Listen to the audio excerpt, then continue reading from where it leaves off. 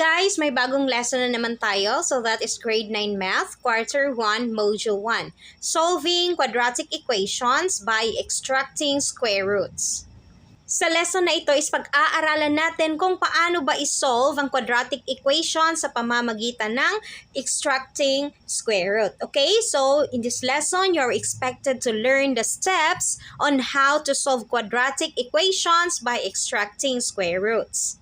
Ang nakaraang lesson natin is dinefine natin kung ano yung quadratic equation. So ngayon naman is isolve natin siya by extracting square roots. Okay, so quadratic equations that can be written in the form x squared is equal to k can be solved by applying the following properties. Okay, so masosolve natin ang ating quadratic equation in this form na naka-form siya into x squared is equal to k sa pamamagitan ng mga properties na ito.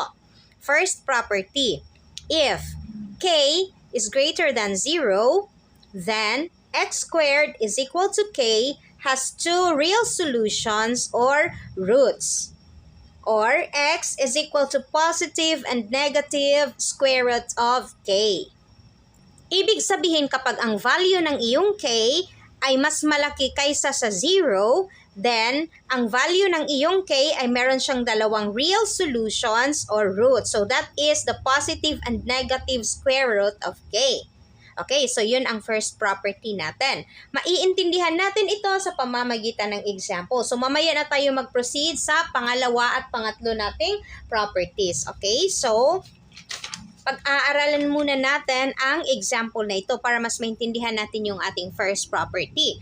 Okay, so ang first example is find the solutions of the equation x squared minus 25 is equal to 0 by extracting square roots. Okay, so isolve natin itong ating quadratic equation na x squared minus 25 is equal to 0. So x squared minus 25 is equal to 0 para maintindihan natin ang ating first property. Itong equation natin na x squared minus 25 is equal to 0, isulat natin siya sa equation in the form of x squared is equal to k. So, isulat natin ito sa ganito na form. Okay, so paano yun siya gagawin? So, x squared minus 25, napag-aralan na din natin ito sa nakaraang lesson. So, itong ating constant is ilipat natin siya sa kabilang side. So, ito yung magiging value ng ating k. So, paano natin siya ililipat? Ang gagawin natin is gagamitin natin ang addition property of equality or ating A, P, E. Okay? So, itong properties na ito is napag-aralan din natin sa grade 8. So, that is addition property of equality or mag-add tayo ng constant dito para masubtract ang ating constant. So, dahil negative 25, mag-add tayo ng 25 para maging 0 siya. Tapos, equal 0. Dahil nag-add tayo ng 25 dito, mag-add din tayo sa kabila para same pa rin yung value. Okay? So, ito yung tinatawag nating addition property of equality. Nag-add tayo ng 25 dito sa left side, nag-add din tayo ng 25 sa right side. Okay, so pagpatuloy natin, x squared, so negative and positive, subtract, 25 minus 25 equals 0. So, equals 0 plus 25 equals 25. Okay, so nasa ganitong form na siya sa x squared is equal to k. So, x squared is equal to 25. Or, kapag nalito kayo sa ating addition property of equality, tinuro ko rin kung paano ito gagawin ng napakadali lamang. For example, itong x squared minus 25 is equal to 0. So, paano natin siya gagawin in this form? So, x squared, ang gagawin natin is itong ating negative 25, ilipat lang natin sa kabila. Okay? So, kapag nilipat natin siya sa kabila at dumaan siya ng equal sign, ang kanyang sign is magbabago. Dahil negative siya, so magiging positive siya. So, si negative 25 is magiging positive 25. Ayan. So, x squared is equal to 25. So, ganyan lang kadali. Kapag meron kang constant dito, i-transpose mo lang siya sa kabilang side at ang kanyang sign ay magbabago dahil dumaan siya ng equal sign. So, pwede rin ganito ang gawin nyo. Pero of course, ito yung tamang explanation. Addition property of equality. Pero pwede rin kayong dimiretso sa ganito. Ilipat nyo lang siya agad sa kabila at i-change nyo lang ang kanyang sign. So ngayon is i-extract na natin ang ating square root. So x squared is equal to 25. So x squared is equal to 25. So x squared, okay, so kukunin natin ang kanyang roots. So cancel itong ating square dito. And then x na lang yung maiiwan. Again, so i-cancel natin yung square root at saka yung squared. Pagkatapos, x na lang yung maiiwan. And then, ang square root ng 25 is 5. So, ibig sabihin, positive and negative 5. Okay? So, ang square root ng 25 is positive and negative 5. Kasi, 5 square is equal to 25. And then negative 5 square is equal to 25. Kasi negative 5 times negative 5 is equal to positive 25. So that's why positive and negative 5 ang ating roots. So i-check nga natin kung tama ba yung sagot natin na positive and negative 5. So x squared minus 25 is equal to 0. So, kung ang value ni x is equal to positive 5, so x squared is 5 squared minus 25 is equal to 0. 5 squared is 5 times 5 equals 25. Minus 25 is equal to 0. So, 25 minus 25 is equal to 0. So, ibig sabihin equal sila. So, that's why si positive 5 is tama. So, kung si x naman is negative 5. So, x squared, so that is 5 squared, negative 5 squared, minus 25 is equal to 0. Negative 5 times negative 5 is equal to positive 25, minus 25 is equal to 0. So, 25 minus 25 is 0 is equal to 0. 0 is equal to 0, of course, tama.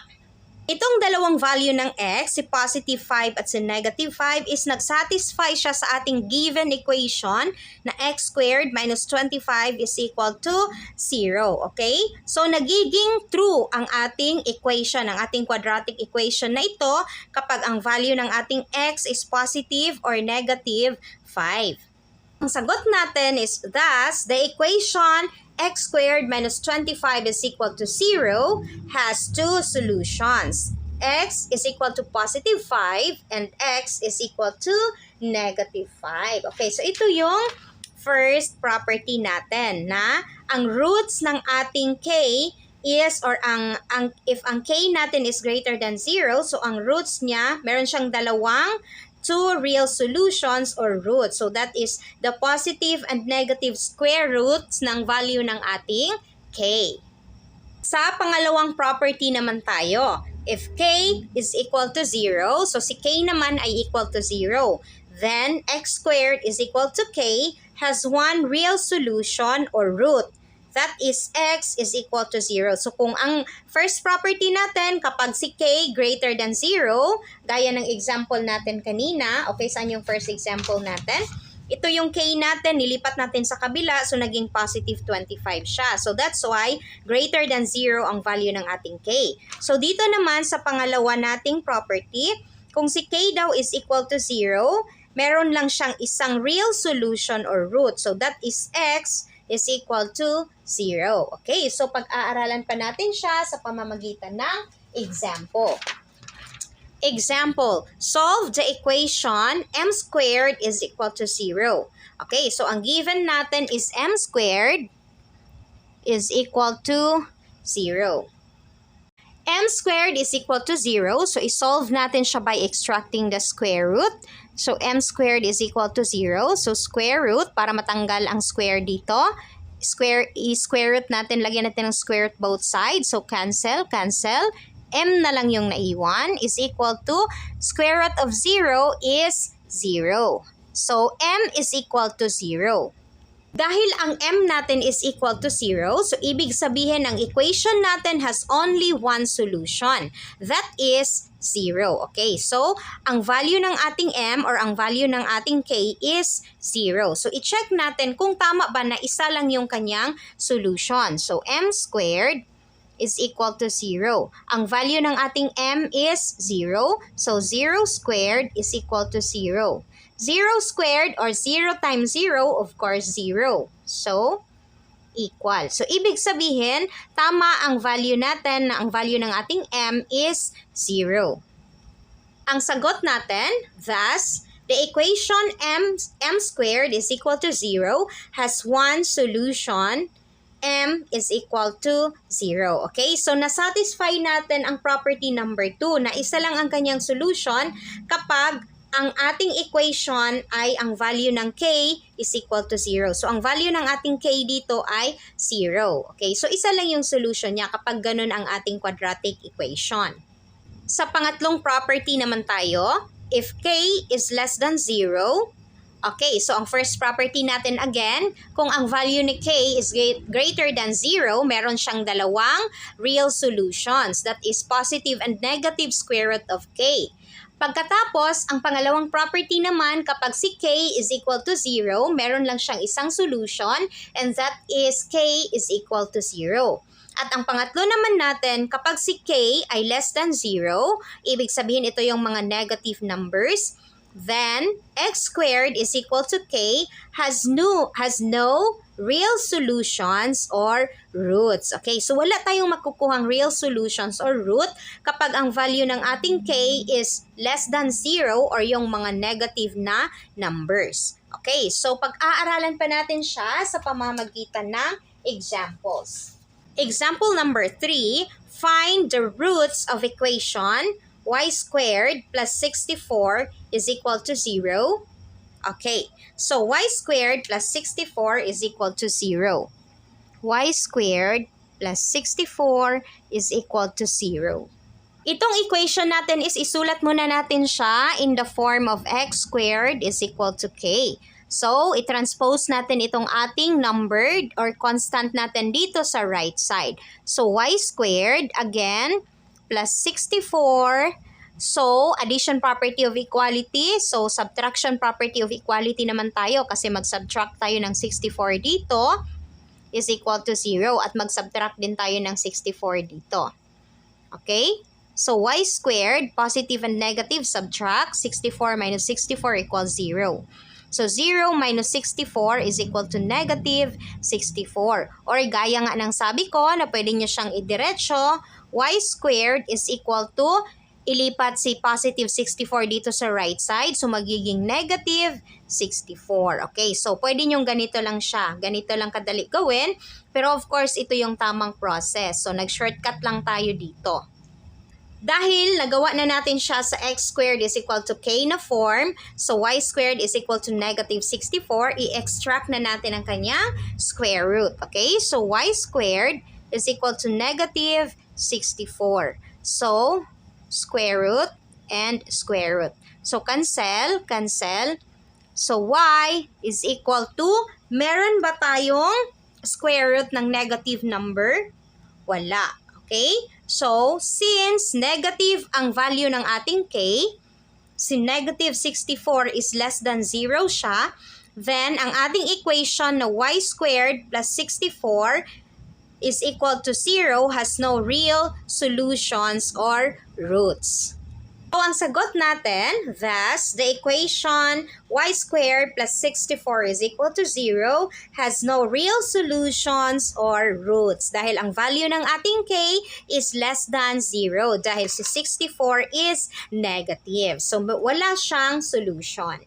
Another example tayo para mas maintindihan natin. So, find the solutions of the equation x minus 5 squared minus 81 is equal to 0. Okay, so ang ating quadratic equation is i-transform muna natin siya into the form of x squared is equal to k. Okay, so si x squared, so x squared is equal to k, x minus 5 squared minus 81 is equal to 0.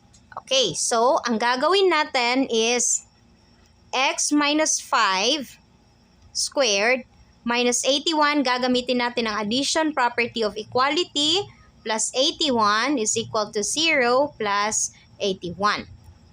So, x minus 5 squared, negative and positive subtract, 81 minus 81 is equal to 0. So, 0 plus 81 is equal to 81. Okay. So, naging x minus 5 squared is equal to 81. So, naging x squared is equal to k na ang ating quadratic equation. Okay.